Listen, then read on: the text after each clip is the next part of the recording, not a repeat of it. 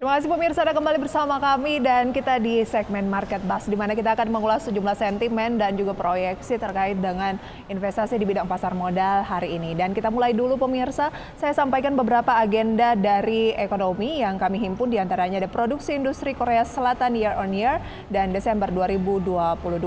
Kemudian ada PMI Composite China Januari 2023. Indeks manajer pembelian PMI Manufaktur China Januari 2023, uang beredar Malaysia year on year dan Desember 2022, IHK year on year dan Januari 2023. Dan pemirsa kita lihat juga perubahan tingkat pengangguran dari Jerman ya di Januari 2023. Dan dari emiten pemirsa ada rangkaian RUPS seperti ATPK, BBKP, BATA atau BATA, BBKP, kemudian IBFN, BKSL, DPS, HMTD, dan SMDR tanggal awal perdagangan nominal baru pasca stock split.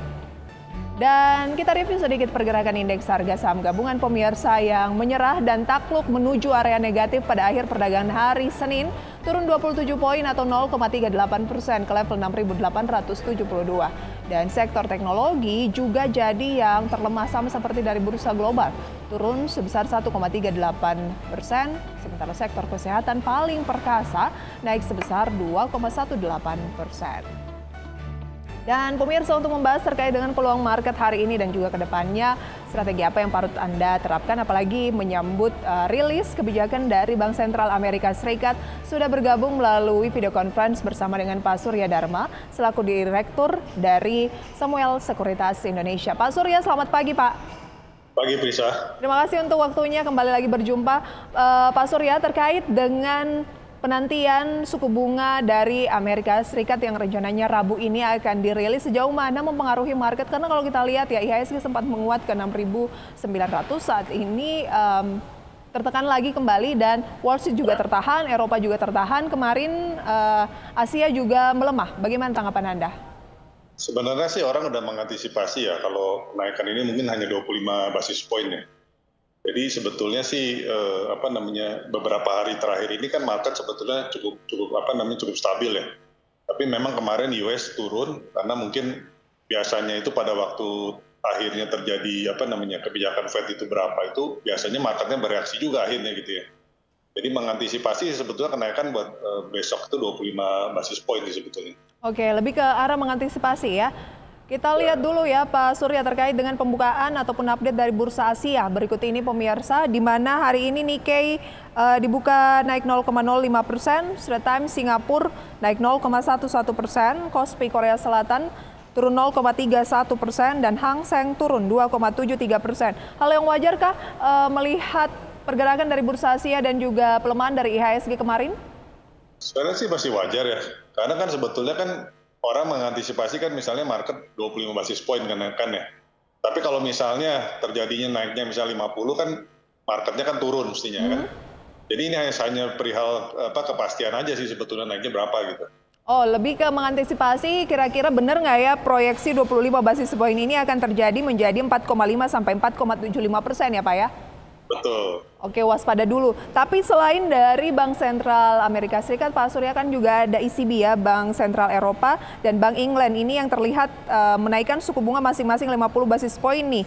Pada nantinya juga di sehari setelah The Fed, hari Kamis gitu. Nah, dampaknya ke pasar saham kan sudah kita ulas, ini menurut Pak Surya lebih ke mengantisipasi, menunggu kepastian benar-benar harinya gitu. Tapi kalau nilai tukar misalnya rupiah terhadap dolar seperti apa? Rupiah sih sebetulnya cukup stabil lah, udah cukup bagus lah sekarang kan, karena BI juga bertindak lebih cepat ya. Jadi tidak menunggu Fed menaikkan atau enggak gitu, tapi BI itu langsung diputuskan naik kemarin 25 basis point kan. Jadi sebetulnya tuh tidak behind the curve seperti dulu kan, jadi sebetulnya saya pikir sih cukup positif, apalagi kan ada ketentuan juga katanya presiden kan mau mengharuskan nanti hasil ekspor dan US dollarnya taruh di Indonesia gitu kan. Jadi itu beberapa hal positif yang membuat rupiah kita cukup stabil lah di bawah 15.000 ya. Yang mudah-mudahan bisa terus bertahan karena sebetulnya kan kenaikan suku bunga ini kan paling juga tinggal satu kali lagi ya setelah Februari, mungkin Maret aja gitu kan Fed menaikkan suku bunga kan. Akhir tahun itu kemungkinan akan mulai turun gitu. Jadi sebetulnya buat rupiah sih saya lihat sih ke depannya cukup bagus ya. Apalagi ketergantungan kita terhadap US dollar itu kan semakin turun ya ke depannya. Oke, rupiah kita ke depannya cenderung akan stabil, mudah-mudahan terus di bawah posisi 15.000 seperti saat ini, Pak Surya ya. Kemudian kalau IHSG-nya arahnya akan seperti apa? Karena sebenarnya kalau kita lihat dari dalam negeri sentimen positifnya cukup banyak ya, mulai dari laporan keuangan, kita lihat banking-banking yang rilis juga hasilnya fantastis full year 2022 gitu ya. Kemudian juga net buy asing ke obligasi juga masih cukup tinggi dan dividen mungkin bisa menjadi perhatian untuk para investor yang menjadi dividen hunter gitu. Arah dari IHSG-nya jangka pendek akan seperti apa, Pak?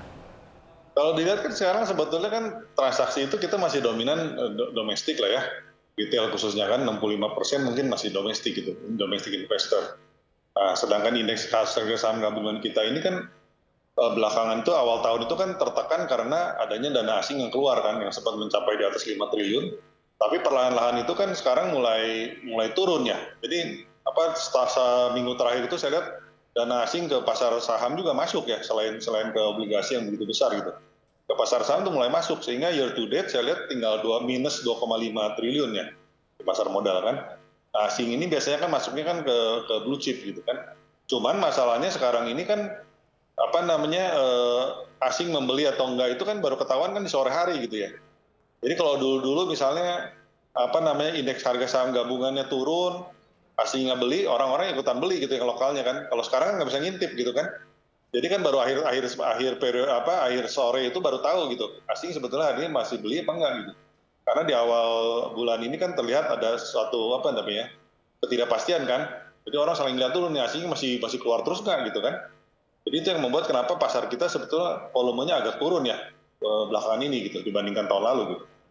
Oke, jadi dengan menanggapi kondisi tersebut, hal apa yang harus dilakukan Pak Surya strateginya untuk pasar modal?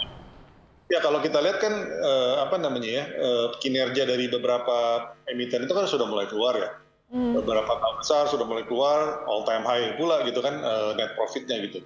Jadi itu yang membuat sebetulnya indeks kita juga agak terbantu juga karena asing mulai masuk ke beberapa emiten besar gitu ya. Tapi masih sebagian juga belum masuk gitu. Contohnya yang belum mengeluarkan rilis kinerjanya untuk full year gitu ya. Jadi yang menarik sebetulnya yang menahan indeks sebetulnya di Januari ini malah saham-saham yang bulan Desember itu tertekan dalam gitu, seperti misalnya GoTo dan Telkom gitu. Nah, itu malah menjadi penunjang indeks kita saat ini gitu, ada sedikit rebound gitu. Nah, jadi kalau misalnya nanti kinerja misalnya sore ini Mandiri kan akan merilis juga ya kinerjanya yang saya pikir juga akan all time high juga net profitnya, itu akan memboost juga dari beberapa saham sektor perbankan besar khususnya ya. Oke, yang itu belum juga bisa meningkatkan IHSG juga gitu. Yang belum dari banking blue chips ini Bank Mandiri dan BBRI ya? Ya betul. Ini kayaknya BRI akan terbesar begitu. Kemudian Bank Mandiri juga ya tampaknya masih akan sama lah seperti BCA dan juga BNI yang juga rekor begitu ya. Apakah kita harus beli Bank Mandiri dan juga BRI, Pak Surya, atau justru akan sudah terprice in ketika rilisnya memang yang ya banyak yang mengatakan memang akan bagus juga seperti bank-bank yang sudah rilis lainnya gitu, atau seperti apa? Masih bisa nggak atau valuasinya sudah cukup mahal? Masih jauh sih ya dari target price kita, masih jauh dan sebetulnya dari belakangan ini kan kita mengantisipasi, semua kan udah mengantisipasi rata-rata bakal all time high gitu kan. Tapi kalau kita berkaca pada hasil dari BCA dan BNI, keduanya itu di atas ekspektasi kita juga gitu. Jadi walaupun kita sudah memproyeksikan bakal bagus, tapi ternyata hasil lebih bagus dari perkiraan gitu ya. Jadi sebetulnya itu akan menunjang dari indeks kita sih sebetulnya ke depannya.